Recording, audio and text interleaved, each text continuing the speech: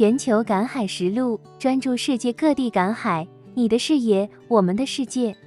咱今天继续啊，越南的黑哥跟他过来掏青蟹了啊，咱们是属于掏的，大家看见这大白天了，对，镜头拉近一点，看见没？大白天他们都躲在这种洞里面。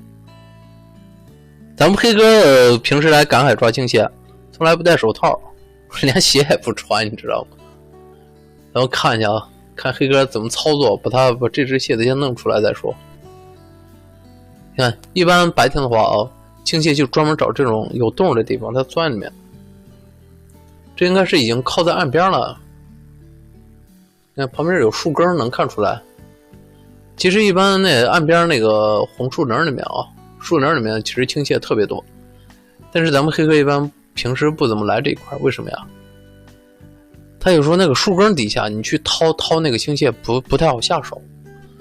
这个树林里面的青蟹小，它长大了以后吧，它都跑滩涂里面了。滩涂就是泥特别多的那种滩涂，沙子比较少。然后呢，平时黑哥就在滩涂那一块抓。那因为那有时候他们青蟹啊，都在那个滩涂上面趴着，还没有往那个洞里面钻。不过那种个头都比较大。那相对小的来说，它一般都钻着这个洞里面。就白天的时候，这个重点是白天，晚上就不是了。晚上所有的青蟹都不往洞里面钻，他们都会跑出来，因为晚上出来找食物。他们那个作息跟咱们是相反的。我发现海洋里面所有的生物几乎都是白天在睡觉，晚上才出来活动找食物。大家看黑哥啊，他应该是想截后路，从螃蟹屁股后面把它抓住。因为一旦让螃蟹在前面，你在前面抓，直接把手再夹了就不得了。因为这种青蟹的前面两个爪子太大了，特别有劲儿，夹一下受不了。掏出来，大家目测一下这有多重？我跟大家说吧，绝对超过2斤。这个青蟹，你像咱们国内价格2斤的青蟹，我估计得200多块钱，就这一只蟹子，是不是挺贵？这种青蟹它那前面两只爪子特点就是前面两只爪子特别大，而且它从来不去那种水质特别好的地方，它不去，它就爱待在这种泥比较多的地方。它这种螃蟹的习性是这样。你像梭子蟹从来不来这泥太多的这个地方，它喜欢待那种纯沙质的海水比较清澈的啊，它喜欢待那种地方。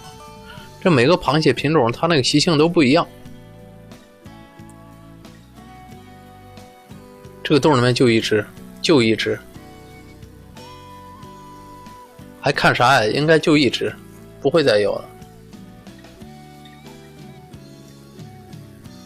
怎么看这个意思？里面还藏着一只吗？应该是不会了。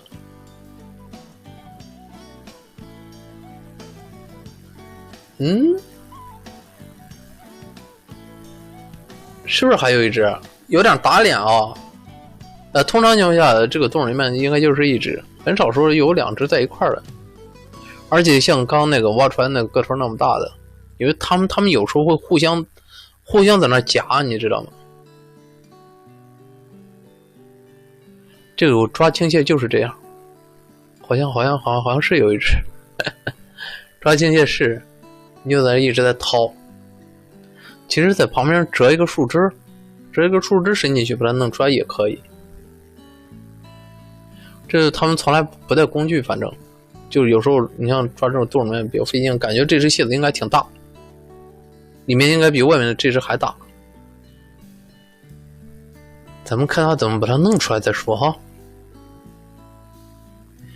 他肯定是想从屁股后面把它抓住，因为这样太难了。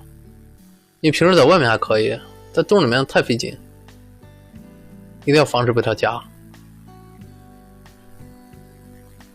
其实这个还不能使用蛮力，你知道吗？如果一旦把它那个前面的腿儿给你弄掉了，你抓住也没有用了，因为收螃蟹它就不收了。缺根少腿的，不管它多大，人家也不收。就像咱们去买螃蟹一样，你说掉个爪子，咱们肯定也不买，对吧？特别是这种青蟹，爪子里面都是肉，主要就是吃前面2只爪子。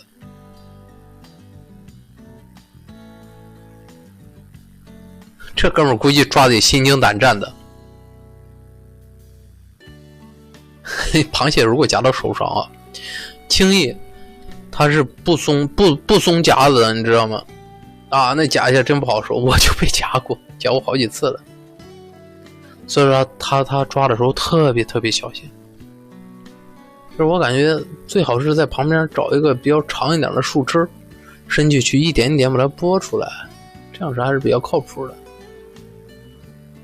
要么像他这样就是拽着后面啊，拽后面一只小腿也可以把它拽出来，但是动作要快。一旦他回过神，他转个身之后，他前面两只爪就夹手了。别着急啊，哎呀，看这个洞还比较深，这胳膊全伸进去了，比较有挑战性。这个境界有挑战性，确实有挑战性。是不是抓住？哎呀，头没掉吧？哎 ，OK。